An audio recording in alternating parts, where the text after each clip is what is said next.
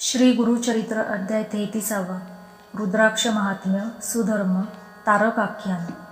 ओम श्री गणेशाय नमः, श्री सरस्वते नमः, श्री गुरुभ्यो नमः, श्री कुलदेवताय नमः।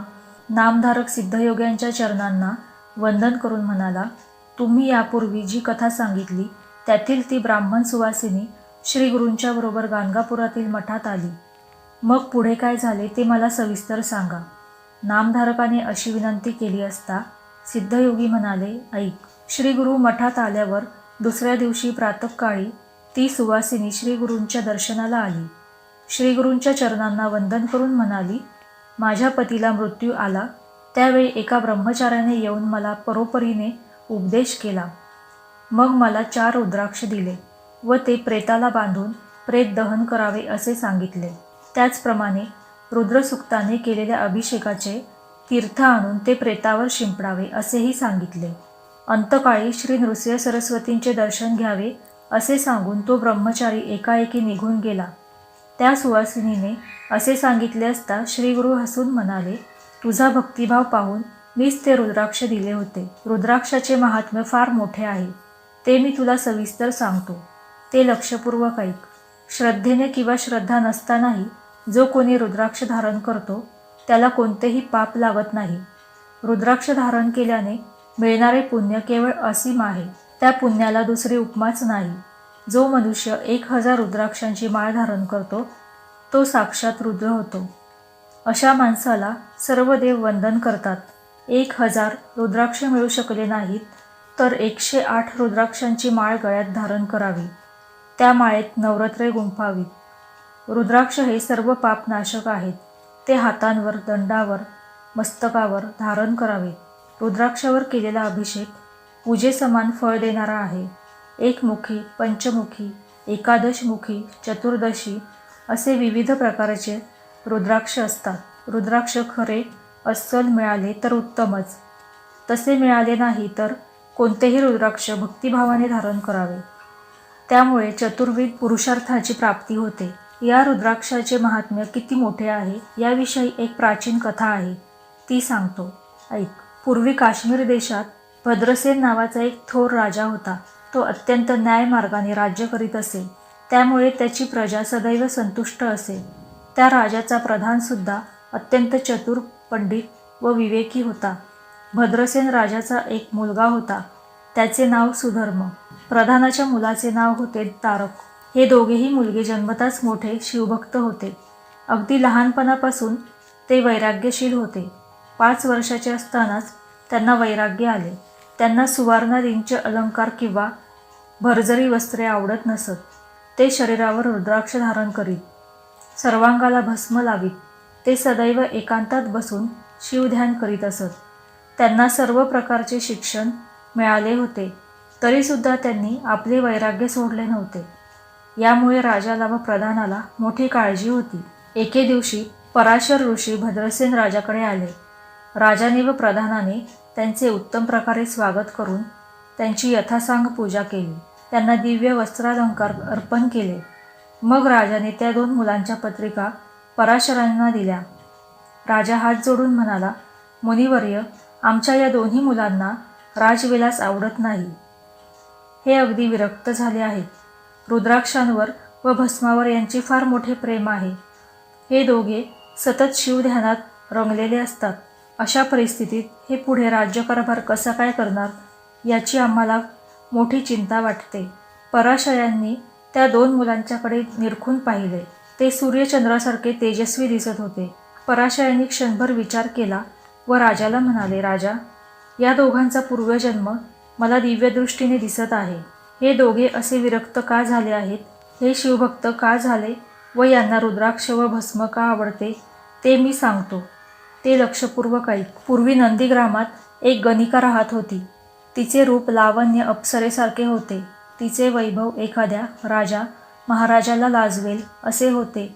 असंख्य दासदासी तिची तत्परतेने मनोभावे सेवा करीत असत। ती वैश्य असली तरी थोर पतिव्रता होती। तिच्याकडे येणाऱ्या पुरुषाचा दिवस पूर्ण झाल्याशिवाय ती कोणालाही वश होत नसे।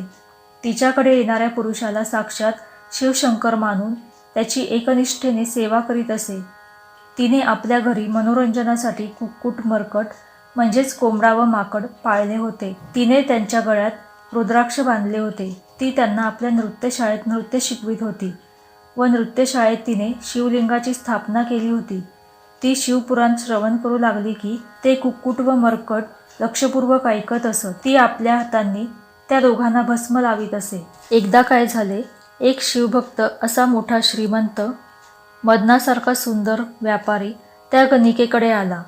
त्या व्यापाऱ्याच्या हातात पृथ्वी मोलाचे एक रत्नखचित शिवलिंग होते. त्याचे तेज सूर्य तेजाहून अधिक होते. ते शिवलिंग पाहताच ती गणिका शिवभजन करू लागली. तिने त्या शिवलिंगाला भक्तिभावाने नमस्कार केला. मग त्या शिवव्रती व्यापाराने ते शिवलिंग काढून गणिकेच्या हाती दिले. तो तिला म्हणाला, 3 दिवस 3 रात्री तू माझी धर्मपत्नी म्हणून राहावे. त्या काळात दुसऱ्या कोणाचीही सेवा करायची नाही. हे लिंग जपून ठेव. हे लिंग म्हणजे माझे प्रत्यक्ष प्राण आहेत. हे लिंग भंग पावले किंवा जळाले तर मी अग्निप्रवेश करीन. माझे हे अत्यंत कठोर व्रत आहे. त्या गणिकेने सर्व काही मान्य केले. तिने ते लिंग नाट्यशाळेच्या मध्यवर्ती स्तंभाला बांधून ठेवले. मग त्या दोघांनी मोठ्या आनंदात काळ घालविण्यास प्रारंभ केला. तो शिवव्रती व्यापारी म्हणजे प्रत्यक्ष शंकर होते. त्या गणिकेची सत्वपरीक्षा पाहण्यासाठी त्यांनी मोठी लीला केली. त्यांच्या साधनेने नाट्यशाळेला एकाएकी मोठी आग लागली. वारा वाहू लागला. बघता बघता आग सर्वत्र पसरली. उठ उठ लवकर, नाट्यशाळेला आग लागली आहे असे म्हणून त्या शिवव्रती व्यापाराने त्या गणिकेला जागे केले. ती गणिका घाबरून उठली. अग्नीच्या ज्वाळा सगळीकडे पसरत होत्या. तशाही स्थितीत तिने धावत जाऊन कुक्कुट आणि मरकटला सोडविण्याचा प्रयत्न केला, पण तेही त्या आगीत जळून गेले. मंडपाचा मधला खांबही जळाला. त्याला बांधलेले शिवलिंगही फुटून नष्ट झाले. थोड्याच वेळाने अग्नी शांत झाला. त्या शिवव्रती व्यापाराने गणिकेला विचारले, माझे दिव्यलिंग कुठे आहे? त्याने असे विचारताच ती गणिका भयंकर घाबरली. ती छाती बडवून रडू लागली. ते लिंग जळून गेले होते. तो व्यापारी शोक करीत म्हणाला, माझे शिवलिंग नष्ट झाले. आता मी शिवलिंगासाठी माझे प्राण देतो. असे म्हणून त्याने अग्नी पेटविला आणि ओम नमः शिवाय असे म्हणून त्याने त्या अग्नीत उडी टाकली. त्या गणिकेने त्या व्यापाराला 3 दिवसांसाठी आपला पती मानले होते. दुसऱ्या दिवशीच त्या व्यापाराने प्राणत्याग केला होता. म्हणून पतिव्रता असलेल्या त्या गणिकेने सती जाण्याचा निश्चय केला. तिने आपली सगळी संपत्ती ब्राह्मणांना दान केली. आपली अश्वशाळा, गजशाळा, प्रासाद या सर्वांचे दान केले. मग तिने स्नान करून भस्म लावले. शरीरावर रुद्राक्ष धारण केले. अंतकरणात शिवध्यान केले व ओम नमः शिवाय असे म्हणून त्याच अग्नीत उडी टाकली. त्याच क्षणी अग्नीतून भगवान शंकर प्रकट झाले. कर्पूरगौर, त्रिशूलधारी, नीलकंठ, गजधर्मचारी, पंचम असे भगवान शंकर त्या अग्नीतून प्रकट झाले. त्यांनी त्या गणिकेला वरचेवर झेलले. ते स्मितहास्य करीत तिला म्हणाले, मीच व्यापाराचे रूप धारण करून तुझ्याकडे आलो होतो. माझ्यावरील निश्चल भक्ती पाहून मी तुझ्यावर प्रसन्न झालो आहे. तुला हवा असेल तो वर माग. त्यावेळी ती गणिका अत्यंत नम्रतेने भगवान सदाशिवांना साष्टांग प्रणिपात करून म्हणाली, प्रभू, तुम्ही जर माझ्यावर प्रसन्न असाल तर माझ्या संपूर्ण नगराचा उद्धार करा. या सर्वांना कैलासपद प्राप्त व्हावे.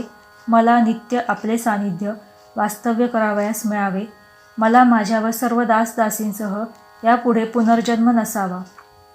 भगवान शंकर तथास्तु म्हणाले. त्याच क्षणी तेथे आलेल्या दिव्य विमानातून सर्वजण आकाशमार्गे कैलास लोकास गेले.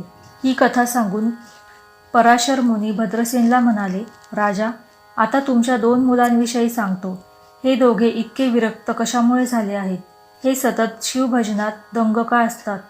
सर्वांगाला भस्म का लावतात व रुद्राक्ष धारण का करतात? असा तुझा प्रश्न आहे. त्याचे उत्तर ऐक. हे दोन्ही कुमार पूर्वजन्मी त्या गणिकेचे कुक्कुट व मरकट होते. त्यांच्या गळ्यात रुद्राक्ष बांधलेले होते. त्यांच्या शरीराला भस्म लावले जात असे व त्या दोघांना नित्य शिवलीला ऐकावयास मिळत असे. त्या पूर्वपुण्याईने ते कुक्कुट मरकट आता सुधर्म व तारक म्हणून जन्मास आले आहेत. हे पुढे उत्तम प्रकारे राज्य करतील व शिवभक्तीमुळे तुमचा उद्धार करतील. सगळ्या प्रजेला शिवभजनाला लावतील. हे दोघे कुक्कुट मरकट असताना विरक्त स्वभावाचे झाले होते. ती विरक्ती अंशात्मक रूपाने या जन्मात त्यांना प्राप्त झाली आहे. म्हणूनच ऐश्वर्यात असूनही त्यांना रुद्राक्ष आवडतात. या दोघांचे पूर्वजन्म अगाध आहे. पराशरांच्या या उत्तराने भद्रसेनाला व प्रधानाला अतिशय आनंद झाला. त्यांनी पराशरांच्या पायावर लोटांगण घातले. मग भद्रसेनाने पराशरांना एक गहन प्रश्न विचारला. त्याचे पराशरांनी जे उत्तर दिले ते सिद्धमुनी नामधारकास पुढील कथेत सांगणार आहे. अशा रीतीने श्री गुरुचरित्रामृतातील रुद्राक्ष महात्म्य सुधर्म तारकाख्यान नावाचा अध्याय 33 समाप्त. श्री गुरुदत्तात्रयार्पणमस्तु. श्री स्वामी समर्थ. जय जय स्वामी समर्थ.